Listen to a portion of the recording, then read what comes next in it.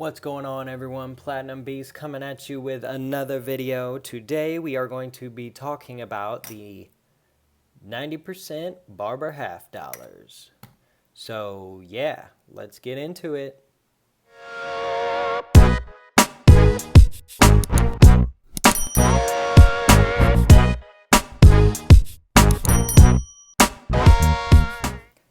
Okay guys, so if you've been stacking and if you've been just keeping up with my junk silver series, you know I have a lot of different junk silver and a lot of different varieties of things. And today I am going to be talking about the Barber half dollar.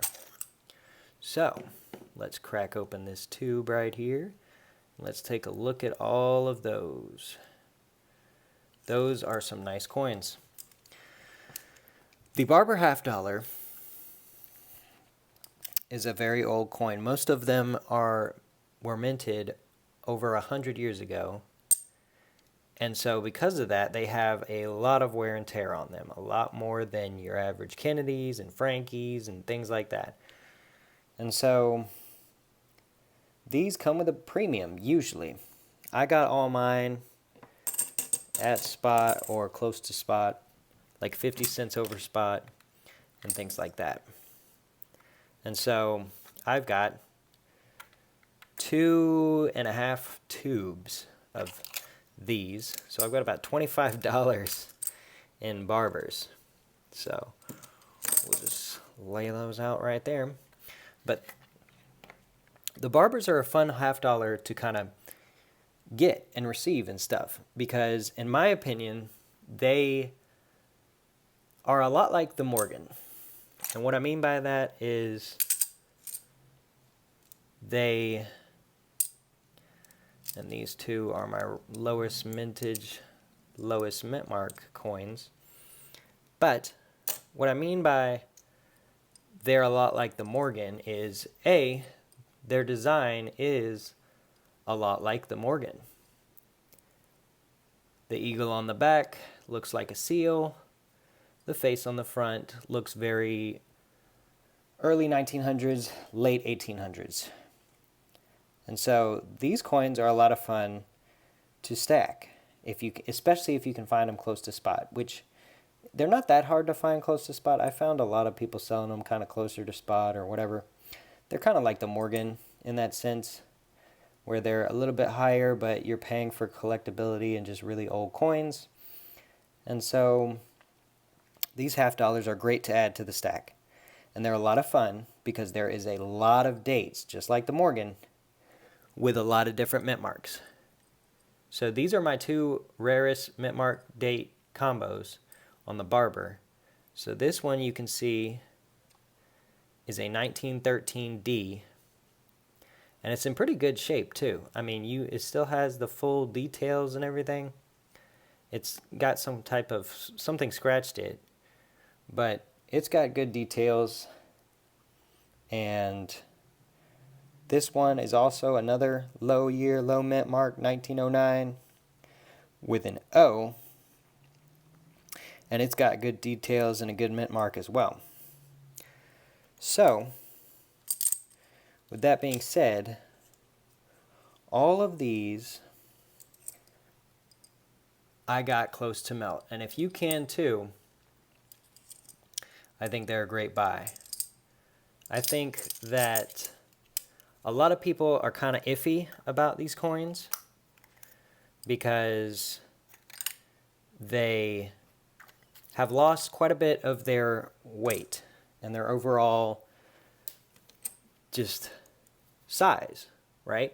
They've gotten a bit thinner and they've lost a bit of their weight and they've become slick, is what a lot of people call them, is slick Barbers.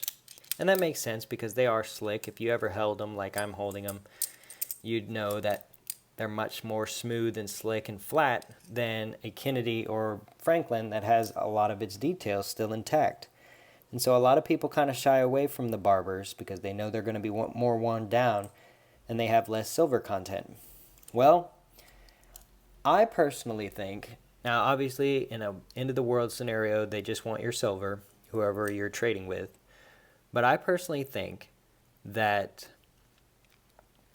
The Barber holds its value alongside the Kennedys and the Franklins simply based on the fact of its year and rarity and just age and everything. And the history behind it just makes it so that the coins hold their value regardless if they've lost a little bit of their weight. So I think when it comes time to sell, if that time ever comes, or if you have to sell because of an emergency, people are not going to just weigh your Barbers and say, oh, if you had bought Kennedy's, I would have given you more money. Like, if they do that, they're doing that hoping you don't realize that these coins are older. And so these coins are a great addition to anybody's stack, in my opinion. I also think you should stack the Kennedys and the Frankies that I've talked about in previous videos in this series. But as far as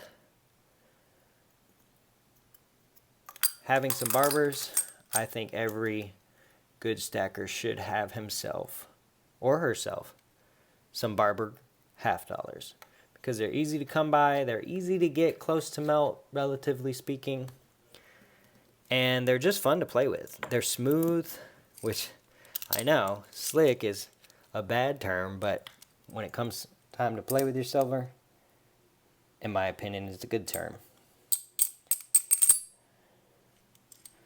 So, if you were thinking about getting Barber half dollars, I suggest go for it. You will not regret it, especially when you achieve your first tube. I mean, it was so satisfying when I achieved my first tube of Barbers. I was like, wow, I've got a whole tube of really old coins. And then I found a guy selling a whole bunch, like a tube and a half basically, close to melt, and I was like, oh my gosh, give them all to me. So if you can find some at your LCS, if you can find some from a private sale online, I highly suggest going for it. And it's fun. I mean, it really is fun to look at the dates and the mint marks on these things, because there's just so many. You know, when I went through and I found those my two rarest, I went through all my Barbers and looked at all the dates and the mint marks and looked up the mintages on each one and found those two to be extremely low considering I got them at melt. So it's fun to, wow, that's a really messed up one. The date's still there though. Oh. And the mint mark, wow. You know, it's surprising that these held up so much better than the Standing Liberty Quarter that I talked about in my previous video. But even the damaged coins, they almost like tell a story, right? Like, what did this coin go through? What did this coin see? It's like it ended up all the way here 117 years after it was made to some guy who is not even close to being 117 years old. So much history, so much fun stacking junk silver. So guys, that is episode 11 of the Junk Silver series. Until next time, guys, we'll see ya.